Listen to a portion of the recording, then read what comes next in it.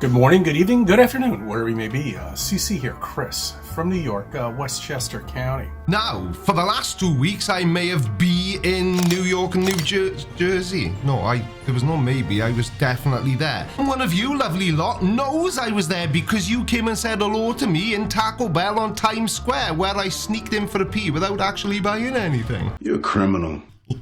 And if that was you, make yourself known to me in the comment section because I forgot to ask your username. Oh, actually, it's 2 people know I was there because I stayed with one of you. But anyway, right now, I be in Swansea. Why am I finding words so difficult today? I feel like Austin Powers. Allow myself to introduce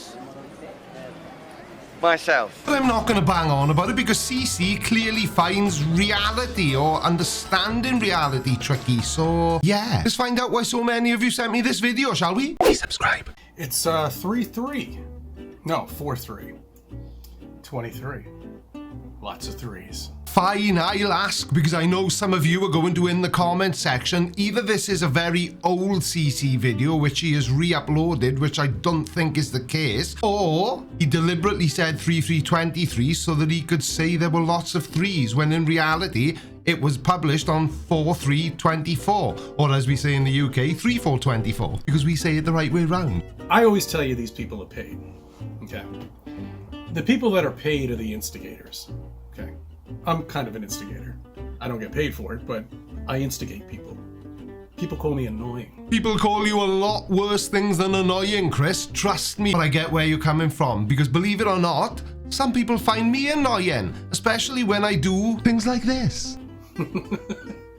You know, because I'm telling the truth. Telling the truth? Chris, when you say you're telling the truth, even your imaginary friend raises an eyebrow. The instigators get the people that are just mindless in these Ivy League colleges, and they don't know really where they're going in life. You know, their parents stuck them in there, pulled some strings, pay their $95,000 semester tuition, which is just absolutely outrageous. And they just kind of fumble around, you know, get their degree eventually, and there you go. Indoctrinated for life. Educated, Chris. Educated for life. Not indoctrinated. Educated. You should try it. I want you to think about a planet. Okay, I will do. Now, do I need to tell you what planet I'm thinking about, or does that come later in the trick? This is a trick, right? I want you to think of how a planet is formed. I'll explain it instead because me thinking about stuff doesn't really make for interesting viewing. Planets begin as a vast cloud of gas and dust that collapses under its own gravity, forming a spinning protoplanetary disk around a new star. Dust particles within the cooler parts of the disk clump together to create planetesimals, which collide and merge into larger bodies called protoplanets. Now, these protoplanets grow by accretion, drawing in more material and clearing their orbits of debris, helped by the solar wind from the star. And over millions of years, and there was a clue there, CC, these processes result in the formation of planets in stable orbits. Which nobody's ever seen how it's formed. So you know when I just referenced millions of years and said there was a clue there? Well, that's why, CC. It takes millions of years to happen. Out of all of the stars that are up there, we can't seem to manage to get a picture of an actual formation of a planet. We'll get drawings. How many times have I got to say it? Millions of years, Chris. But this image, which was captured by the James Webb Space Telescope, shows us the final stages of a planet forming. But I suppose that doesn't count. We'll get artists that think this is what it should look like, but we don't actually get anything that's real. Well, we do, and I just showed it to you, but the artists that create the renderings don't just guess, they use scientific data to compose those images. I don't see what the problem is, unless you're a flat earther, of course, and it's a pretty big problem. So when you're learning in school how a planet is formed and how gravity is formed and how it's this just crazy dust that collects and then gravity mysteriously appears and it revolves around and does all this shit, and then all of a sudden you get this rocky planet in the middle of nowhere because of all the dust that it's surrounding because of the explosion of something in the middle that's now a sun. All of it's bullshit. Now, what you just explained there, CC, is very telling because it shows us that you know how planets are formed and you just choose to say that it's fake, which again is pretty standard for any flat earther. There's no evidence, there's no proof, there's nothing. There's just speculation. Well, I mean, if you're a flat earther, then yeah, I completely agree with you. But have you never looked up at night? Okay. Well, I think they do have the math for it.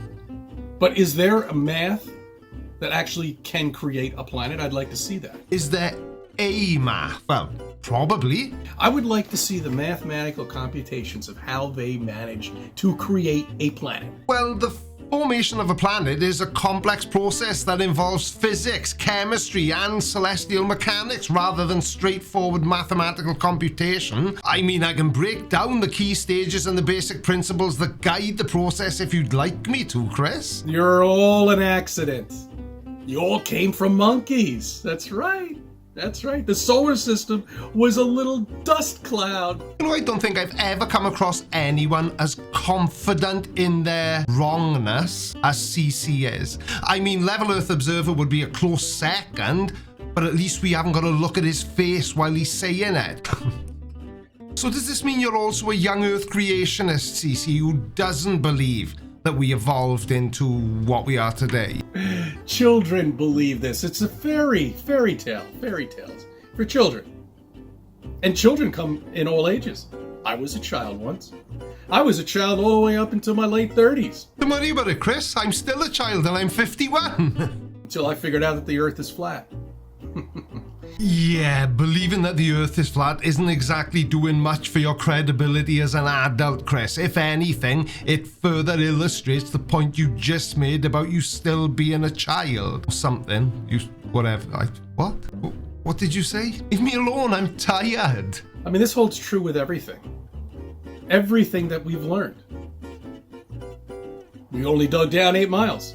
8 miles. This is an open and book. Oh yeah, that very well-known saying, open and book. Must be an American thing that I didn't hear while I was over there. This is like close. Just the mere fact that we have this should wake people up. Now, I don't know how you were managing, and I will admit that I am a little bit jet-lagged and very, very tired, but I have absolutely no clue what he's talking about now. I've completely lost my plot. Lost my plot? I couldn't lose anyone else's plot, could I? So it would seem I also lack the ability to... So it would seem I've also lost the ability to form coherent sentences. Or sentences in general. Oh shit, I'm sitting down. Damn.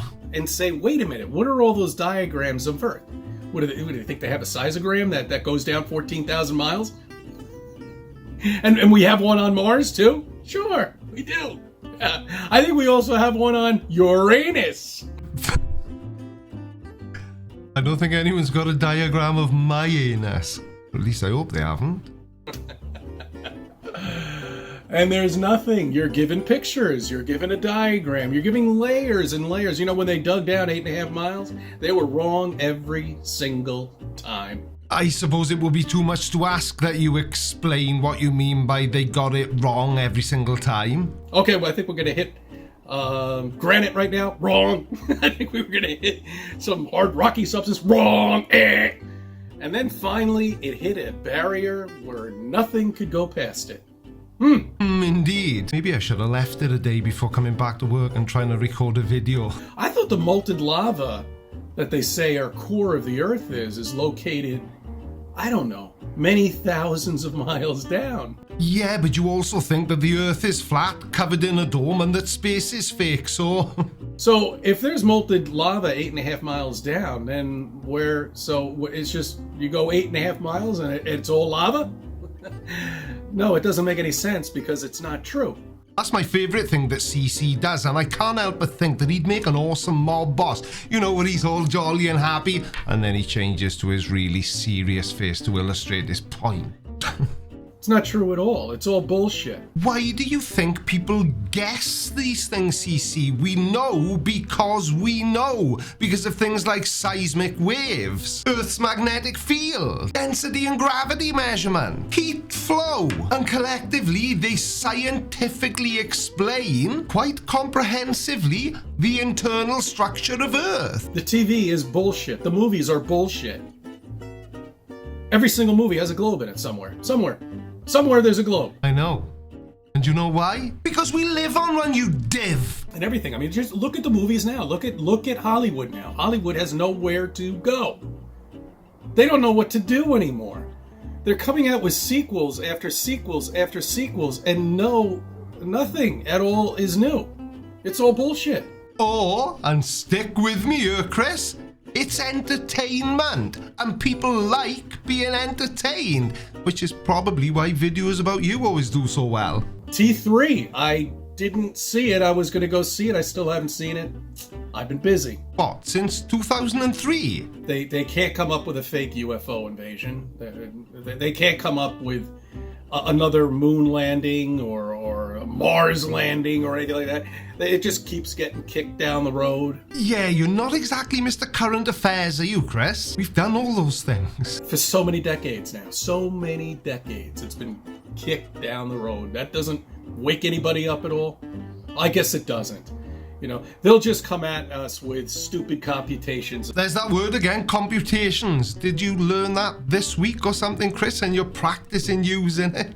Of how there is a curvature and how you can see shadows and all this other nonsense, and how the constellations aren't the same here when they're not the same over there, and that's simple to debunk. Just go into a fucking room, put a goddamn stars up in the fucking sky, and you're gonna see in one area it looks a little different, and in that area you're seeing the reverse. Wow, there you go. Well, I was gonna say, go on then, debunk it, Chris, but after that little tirade, I don't think I'll bother. That's the sky for you. That's the fake stars up there for you. I mean, everything we've debunked. Everything. Now, Chris, I know some people may think I'm just splitting hairs here, and bear in mind I have watched and reacted to an awful lot of your videos, but debunking is one thing I have never seen you do. I mean, who has all this time on their hands? I barely have enough time to put out 5 or 6 videos a month. It's ridiculous. Christos Anesti. Arios Anesti. These are for my Greek friends. Right, so that's why your video is called Happy Greek Easter Weekend on our flat earth. Thank you very much to everybody who sent me this video. I'm not really sure why you did, but thank you anyway. Thank you very much indeed if you watched the video, and I'm going back to bed. Did I mention I've been to America and that I'm really tired? Brilliant, now I can't find my end screen video. Watch this and just do something. I need the help. Love you, bye.